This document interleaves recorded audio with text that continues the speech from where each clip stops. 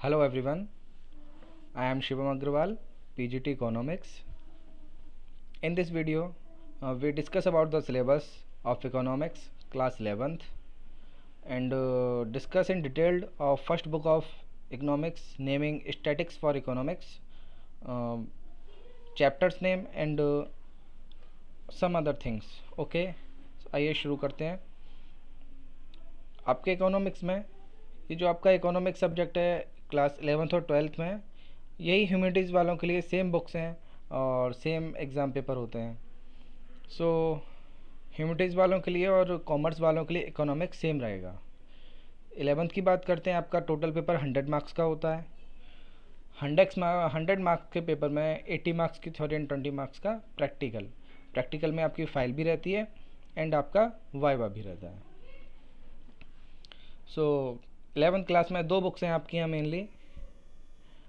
In to books में आपका है, फर्स्ट बुक है आपकी statics for economics and second one है आपका micro economics. Statics for economics आपकी जैसा कि आपको बताया 80 मार्क्स की यहाँ थ्योरी है, 20 मार्क्स का प्रैक्टिकल है. So each book contains 40 marks. Statics for economics 40 marks and also micro economics contains 40 marks. So हम डिस्कस करेंगे फर्स्ट बुक के बारे में. Name is statics for economics.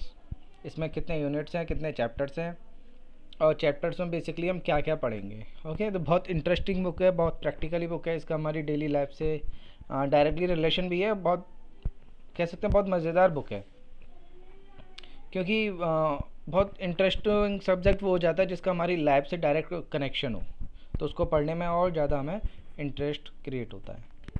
सो आइए समझते हैं. ये हमारा फर्स्ट यूनिट है, इसका इंट्रोडक्शन. फर्स्ट यूनिट है हमारा introduction. First book unit contains 2 chapter only. Chapter 1 economics and introduction. इस वाले चैप्टर में आपको इकोनॉमिक्स क्या होता है, स्टैटिक्स क्या होता है, स्टैटिक्स की हमारी डेली लाइफ में क्या ज़रूरत है, हम इसको प्रैक्टिकली लाइफ में कहाँ रिलेट कर सकते हैं वो पढ़ेंगे. एंड सेकंड चैप्टर और भी ज़्यादा इंपॉर्टेंट है, उसका मीनिंग है स्कोप है, यानी कि इसका कहाँ कहाँ स्कोप है, कहाँ कहाँ इसके यूजेस हैं, वो आप इसमें पढ़ेंगे. एंड साथ में इंट्रोडक्शन. सेकेंड यूनिट है हमारा collection, organisation, presentation of data. बहुत ही मज़ेदार चैप्टर है, बहुत ही इंटरेस्टिंग चैप्टर है, प्रैक्टिकली चैप्टर है. इसमें हम कुछ ड्राइंग भी करते हैं और आपने पढ़ा होगा, देखा भी होगा बार ग्राम, पाई चार्ट. तो वो इस टाइप से हम यहाँ चार्ट बनाते हैं. इनका बेसिकली यूज़ आप कह सकते हैं कि क्रिकेट में बहुत ज़्यादा यूज़ होता है. अगर आप क्रिकेट देखते हैं तो वहाँ स्कोर बोर्ड जो बनता है हर बॉल पे या हर ओवर पे या हर विकेट पे या हर 4 या 6 पे जो भी स्कोर बोर्ड बनता है, वो स्कोर बोर्ड यही होता है आपका स्टैटिक्स. तो पहले डेटा को हम कलेक्ट करते हैं, फिर उसको ऑर्गेनाइज करते हैं एक मैनर में, फिर हम उसको टेबुलर प्रेजेंटेशन में लाते हैं, टेबल में बनाते हैं, फिर उसको हम प्रेजेंट करते हैं. फिर डायग्रामेटिक प्रेजेंटेशन है, डायग्राम में प्रेजेंट करते हैं, कह सकते हैं बार डायग्राम होता है, पाई चार्ट होता है, डिफरेंट डिफरेंट टाइप के हिस्टोग्राम वगैरह होते हैं. और फिर ग्राफिकली प्रेजेंट करते हैं. ग्राफिकली प्रेजेंटेशन बहुत इंपॉर्टेंट है, बहुत इफेक्टिव भी है. समझ रहे हैं ना, ग्राफिकली प्रेजेंटेशन बहुत इंपॉर्टेंट है, बहुत इफेक्टिव भी है, आसानी से समझ में आ जाता है और कंपनी अपनी ग्रोथ रेट बताती हैं. और बेसिकली इसका यूज़ स्टॉक मार्केट में बहुत अच्छे लेवल पे होता है, तो वहाँ इनके स्पेशलिस्ट की बहुत डिमांड भी रहती है. ओके, और गवर्नमेंट सेक्टर में भी इसकी बहुत डिमांड रहती है. स्टैटिस्टिकल ऑफिसर्स की वैकेंसी आती हैं, वहाँ पे आप एमए स्टैटिक्स से करने के बाद अप्लाई कर सकते हैं, तो ऑफिसर्स की वैकेंसी निकलती हैं. बहुत स्कोप है इस सब्जेक्ट का, इस बुक का.